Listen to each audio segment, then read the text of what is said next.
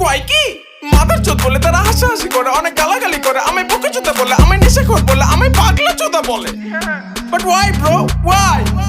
I love you bro, but fuck your attitude bro, fuck your attitude. We are ashraful makhluqat bro.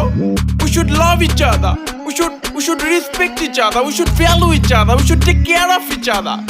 That's what I'm gonna make you understand bro.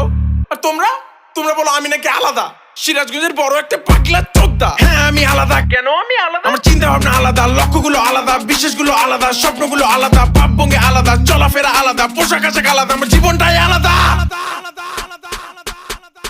কিন্তু তোমরা আমায় পাগলা চোদা বলো, নেশাখোর বলো, গালাগালি করো, যা ইচ্ছে তাই বলো, হিট করো, মারো, কাটো, ফারো, ছেড়ো, খুন করে ফেলো আমাকে।